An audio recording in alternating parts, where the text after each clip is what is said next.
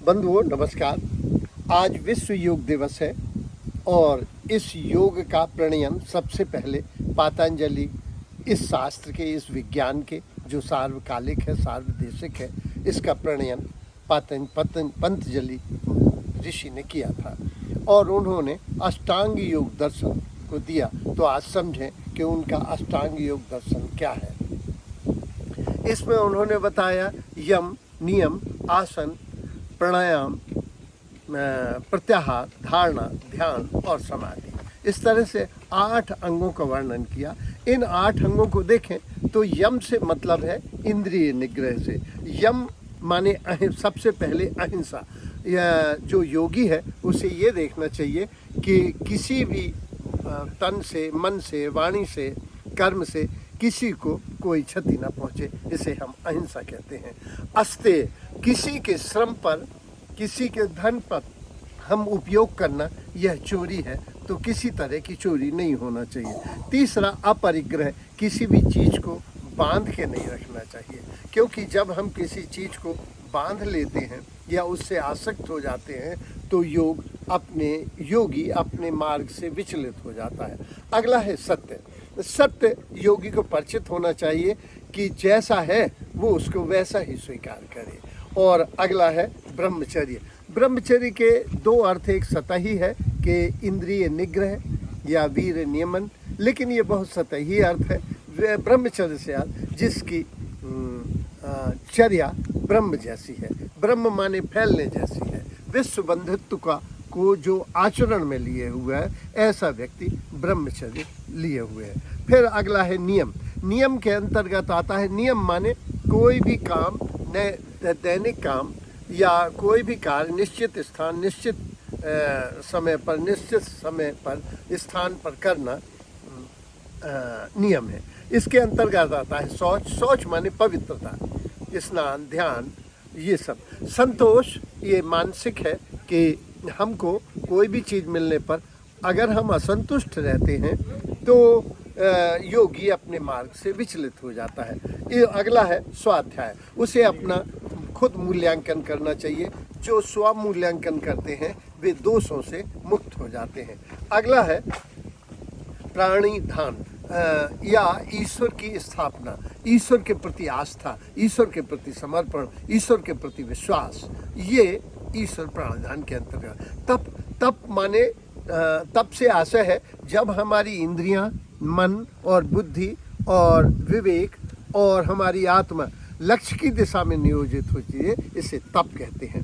तप मन से भी होता है, जैसे प्रसन्न रहना, प्रमुदित रहना, किसी के बारे में अच्छा सोचना, बुरा न सोचना, ये मन तप है। शारीरिक तप है गुरुओं की सेवा करना, बड़ों का सम्मान करना, ये शारीरिक तप है। वाणी का तप है सत्य बोलना और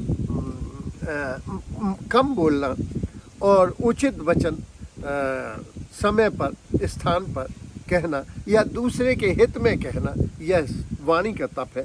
तो ये जो यम और नियम है, इनसे हमको स्वास्थ्य लाभ होने का प्रारंभ होते हैं और भौतिक दुखों का नाश हो जाता है। यम और नियम हमारे जो दैहिक दुख हैं या जो शारीरिक दुख हैं या जो भौतिक दुख हैं, उनका इनसे नाश हो जाता है। अगला है आसन। वैसे पतंजलि ने तो अपने आसन, एक ही आसन बताया है कि जो स्थिर रह सकें जिसमें और जो सुख से बैठ सके, ऐसा कोई आसन हमें सिद्ध कर लेना चाहिए। ये बाद के ऋषियों ने फिर विभिन्न प्रकार के आसनों का निर्माण किया, क्योंकि और वर्तमान में गुरु रामदेव ने तो इसको और विकसित किया है। वे वर्तमान के ऋषि पतंजलि के ही अवतार माने जा सकते हैं। तो ये आसन और प्राणायाम, वर्तमान में अगर ये 2 हम काम कर लेते हैं तो हमें स्वास्थ्य मिलता है, संतोष मिलता है और सुख मिलता है। ये तो आसन और प्राणायाम से हमको स्वास्थ्य मिलता है। और ऐसी क्रियाएं भी प्राणायाम में आ जाती हैं जिनसे हम जैसे भूख न लगे, इसके लिए हम सर्दी से बचत हो। जैसे बाबा रामदेव ने बताया है, अगर हम इस तरह से सांस लेते हैं तो सर्दी नहीं होगी। अगर हम फेंकते हैं इस तरह से तो गर्मी नहीं लगेगी।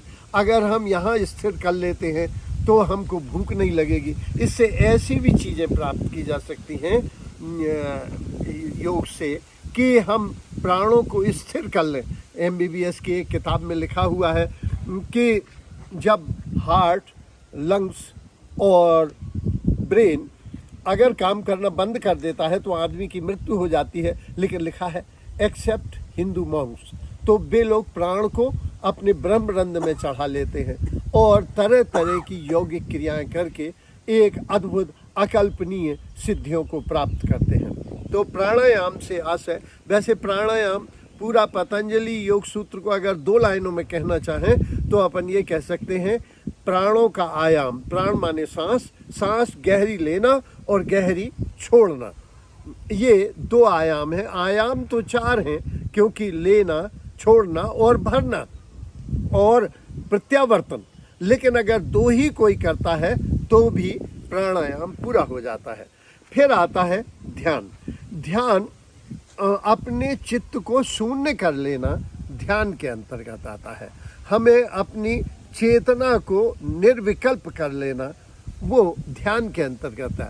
ध्यान की पृष्ठभूमि हमें सजानी होगी कि ध्यान का वो स्थान हो जो बहुत ऊंचा ना हो, गीता में आया है, जो बहुत नीचा ना हो, जो बहुत गर्मी वाला ना हो, बहुत सर्दी वाला ना हो, समदृष्टि वाला स्थान हो, एकांत हो, तो हम ध्यान में विचार शुद्धि भी, भाव शुद्धि भी होना चाहिए और शरीर शुद्धि भी होना चाहिए। क्योंकि व्यायाम से, विश्राम से और आहार से पहले देह शुद्धि करना चाहिए, इसके बाद विचार शुद्धि करना चाहिए, फिर भाव शुद्धि जैसे मित्रता है, करुणा है, कृतज्ञता है, यह हमारे भावों को शुद्ध करता है और इस तरह से हम ध्यान में संलग्न हो सकते हैं। इसके बाद आया था प्रत्याहार। प्रत्याहार का मतलब है पुनर्मूल्यांकन, फिर मुड़ के देखना, प्रत्यावर्तन। इसके बाद धारणा। धारणा बड़ी महत्वपूर्ण चीज़ है क्योंकि अभी एक एक्सपेरिमेंट हुआ जिसको मृत्युदंड मिलना था, उससे कहा गया कि तुम्हारा खून लिया जाएगा और झूठा ही एक उसकी आंखें बंद कर दी गई और एक आलपिन चुभोया गया और उसकी डेथ हो गई। जब उसका पोस्टमार्टम हुआ तो उसके विष निकला कि विष की वजह से तो उसके शरीर ने ही विष फॉर्मेशन कर दिया था, पॉइजन बना दिया था उसकी। तो हम अगर धारणा अच्छी कर लें तो धारणा से कि हमारे अंदर अमृत तत्व का, जैसे जो तपस्वी होते हैं वो मानते हैं कि ब्रह्मरंध्र से अमृत बूंद झरती है। तो जिनकी धारणा जैसी है, जैसे गंगा स्नान करने पर कुछ लोग कहते हैं पाप बह गए और कुछ लोग कहते हैं ऐसे बहते हैं पाप, जाकी रही भावना जैसी प्रभु मूरत तिनतिग। धारणा से हम बड़े प्रभावित होते हैं। फिर आता है समाधि। जब समस्याओं का समाधान हो जाए, जब आत्मा परमात्मा में लय हो जाए, जब भगवान के सामने हम सीधे समर्पित हो जाएं, हम रहे ही न, वो है कि ना तू रहे, ना मैं रहूं, ना मेरी आरजू रहे, तू रहे और तेरी रजा रहे, यही ध्यान है भगवान।